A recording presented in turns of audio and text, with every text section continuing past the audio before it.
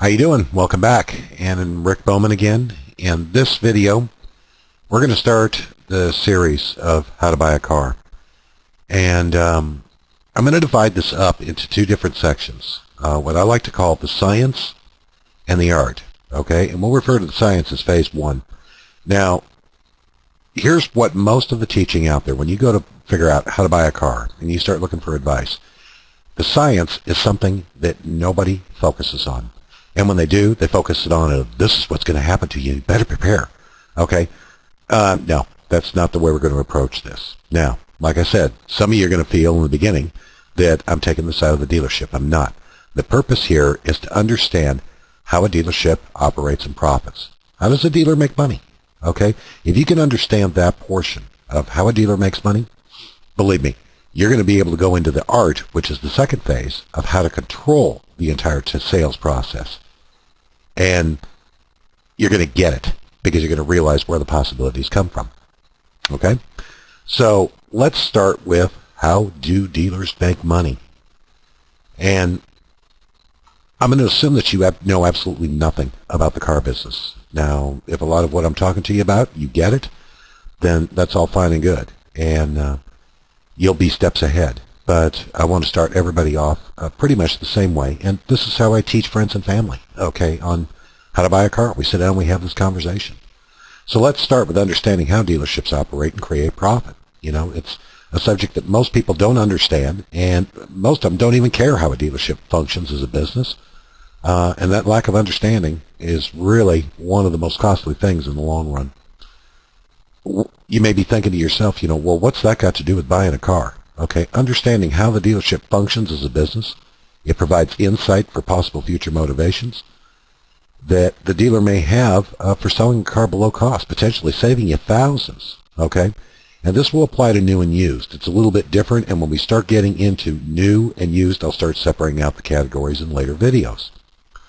But essentially, let's talk about the overall operation.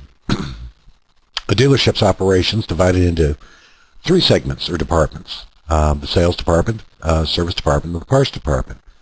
Most of the people think that the sales department is the largest profit center for the dealership. And I'm speaking generally, but in most cases that isn't true. Most dealers will consider the service department the largest profit center.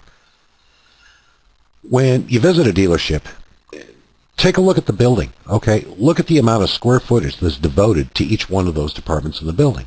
Now, in most cases, the service department is allocated a pretty large percentage of that. The concept when you're putting up a building is dollar profit per square foot, and sales departments usually function as the profit center to cover the dealership's overhead.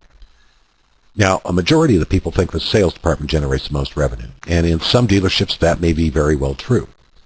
Most people also believe that there's thousands and thousands of dollars of profit in every vehicle on the lot. The truth is, in today's market, it's really not quite true.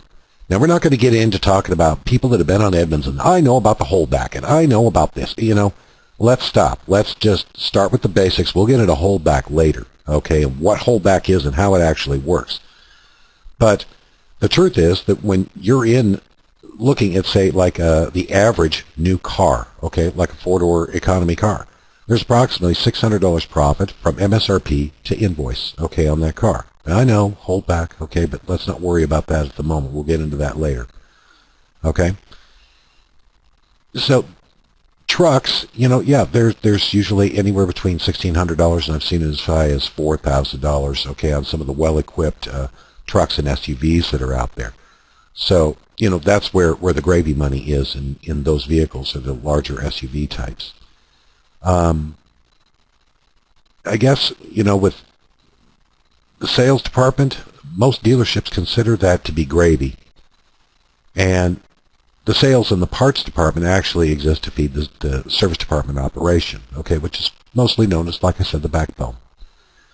So how's profit created in these departments? Well, let's start with the sales department because that's where our focus is and that's what we're interested in doing. I kind of like you to think of the sales department as a type of investment, similar to like the stock market. You make an investment in different stocks, okay, in different industries, and the goal is to create profit, and you're hoping to buy low and sell high like everybody else is. Not every stock that you pick is going to accomplish that. Some of those stocks are going to lose money. And in some cases, you may sell them off at a loss.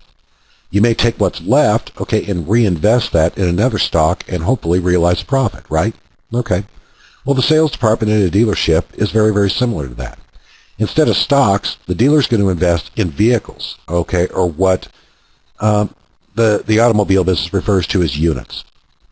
And they'll buy all sorts of different types of units, cars, trucks, SUVs, anything that they feel works based off of a past sales performance, or what a dealership refers to as a sales model. What sells at that particular dealership? And every dealership is going to have a different type of sales model, okay, based on past trends. New units, okay, are going to be allocated to the dealer from the manufacturer, okay, using that sales model. Used units are obtained from various sources like auctions. They're taken in on trade. And again, they're going to have their own individual sales model. Now, not every sales model is perfect.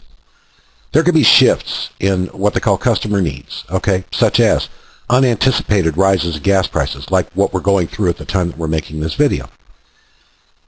Prior to that, the old sales model, or the sales model that they were using, maybe said that, hey, we need trucks and SUVs, that's where most of our market is, but all of a sudden it dies off, okay, because of the gas problems.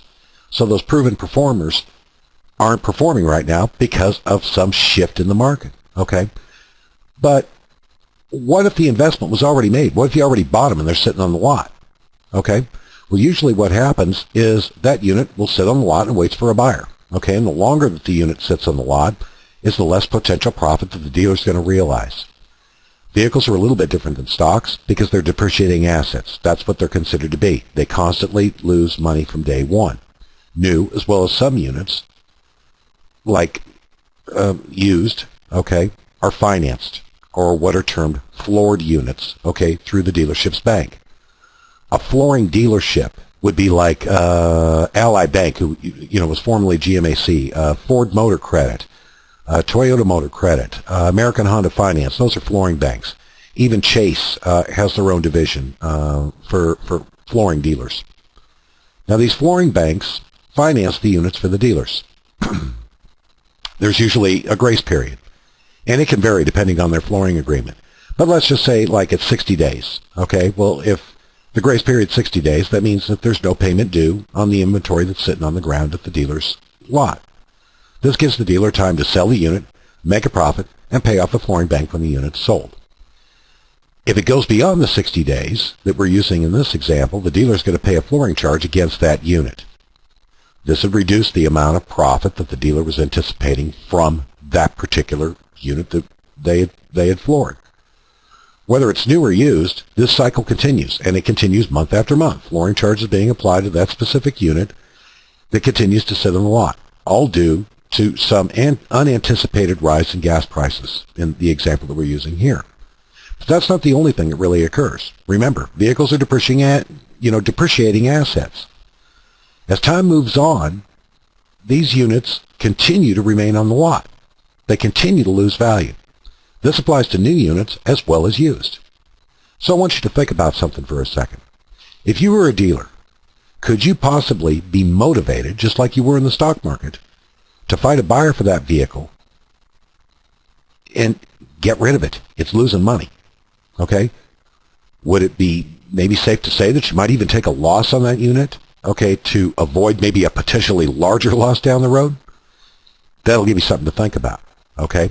And we're going to pick this up. We're going to discuss this in more detail in the next video. If you are not on our website watching this, what you want to do is you want to go to our website, www.howtobuyacarwithrickbowman.com, and you want to click on the section under How Do Dealers Make Money under the Pages section. And the next video will be video 2 on How Do Dealers Make Money. And thanks for listening. We sure appreciate it. See you in the next video.